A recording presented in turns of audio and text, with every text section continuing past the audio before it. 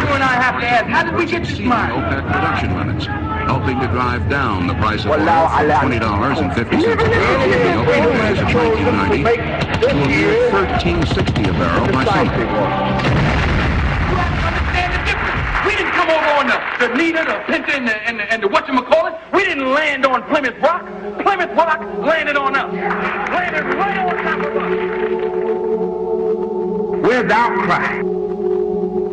Why? You can get all the film and the footage of all the carnage in Los Angeles, but you can show me no footage of any damage in Iraq. And all you show me is some surgical strike. Now, 1 year later, it comes out that these so-called surgical strikes were mixed in.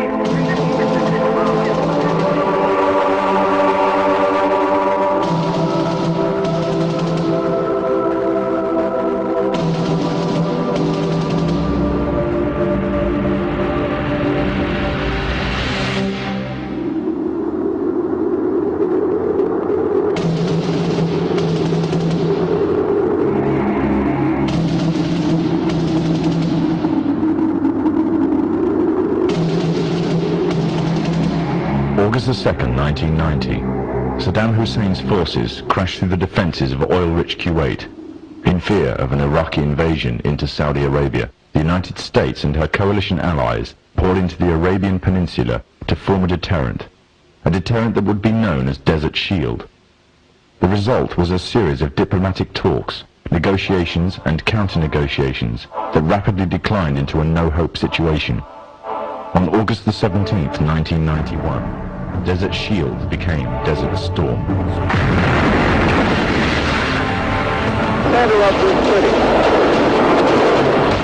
Just one comment. Clearly I've never been there, but it feels like we're in the center of hell. There begin to be these flashes of light often. Whoa! Holy cow! The conflict was witnessed by millions through the eye of CNN and the BBC, showing propaganda of the systematic eradication of Saddam's forces by a coalition far superior in technological, political, and economic power. However, what was little known was that from the outset the war was engineered, controlled, and manipulated by an elite group. A group which had created the illusion of a man with power, at the head of a million-strong army, on the verge of going nuclear. A man who had gained control over 1/5 of the world's oil overnight. However, in reality, he was merely a pawn, in amongst many pawns. Just a puppet in a grand master plan, with the Gulf War as a well-orchestrated stepping stone. The orchestrators of the war were by no means strangers to controlling major world events. In fact, they have done so for centuries. From the shadows, they have engineered every major war, revolution, and recession. They control everything you read, everything you hear, and everything you see. They have managed to indoctrinate an entire populace to their way of thinking, and have infiltrated key positions in places of authority. And it is from the shadows that they have created a new political order, a new economic order, and more sinister, a new religious order. Their ultimate aim is total global domination, and they will stop at nothing to reach their goal. The goal that was outlined in a speech given by former President of the United States, George Bush. What is at stake is more than one small country. It is a big idea, a new world order.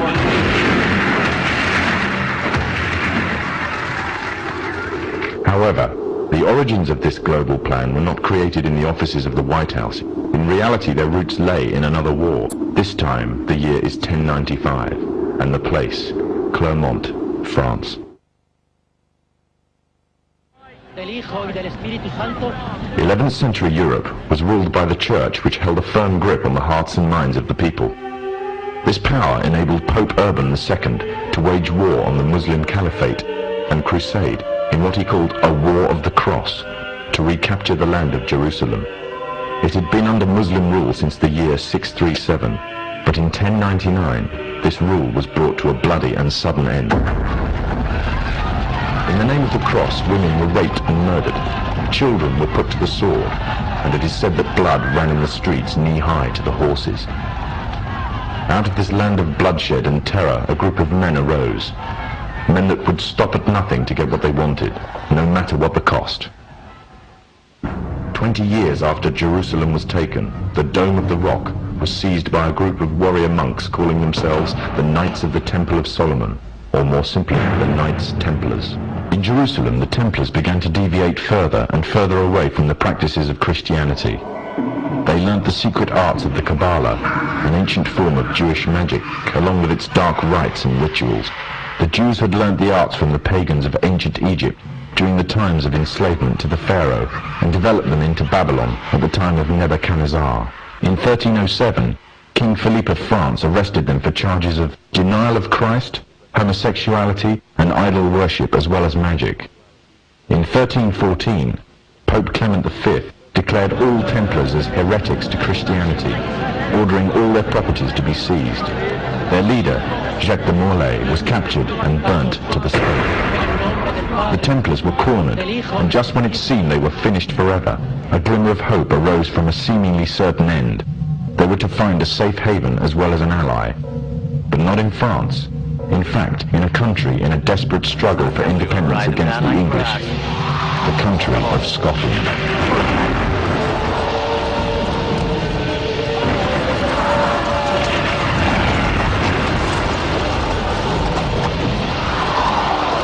For some, Scotland's hope of independence had died with the death of William Wallace.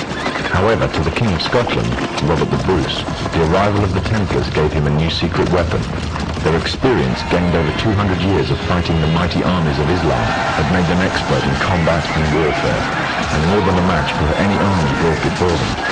In 1314, the Templars, allied with Robert the Bruce and his army, took to the fields of Bannockburn in a long-awaited showdown with the English. Robert the Bruce's foresight paid off. The 25,000-strong English army suffered a humiliating defeat at the hands of only 6,500 men. The dream of an independent Scotland had finally been achieved. The Templars had brought themselves back from the brink of destruction, and never again would they allow themselves to be destroyed. This time, they would control the country by controlling its kings, and in order to preserve their secret order, the Templars would have to die. Or more precisely, the name would have to die. The Templars, who had escaped Europe, were finally laid to rest in Roslin Chapel, Scotland, which stands to this day as sign of their presence in Britain. Their descendants became the true power of Scotland. In 1603, the death of Queen Elizabeth I left England without an heir to the throne. By virtue of descent, King James V of Scotland became King of England. In doing so, Scotland and England joined to form a new kingdom, and the power that the Templars held over Scotland spread to give them a firm grip on the whole of Great Britain.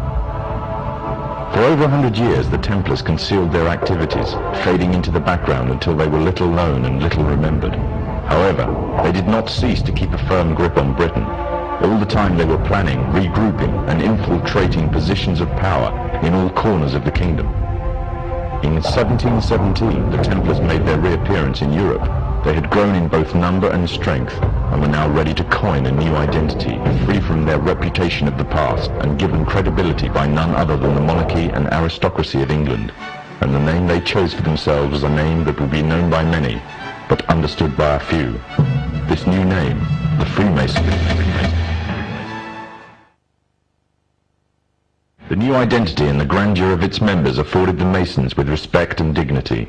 The first royal member of the Freemasons was Frederick, Prince of Wales. The latest members include Prince Philip, the Duke of Edinburgh, and consort to the current Queen of England, Elizabeth II, who herself is a grand patron to the Masons.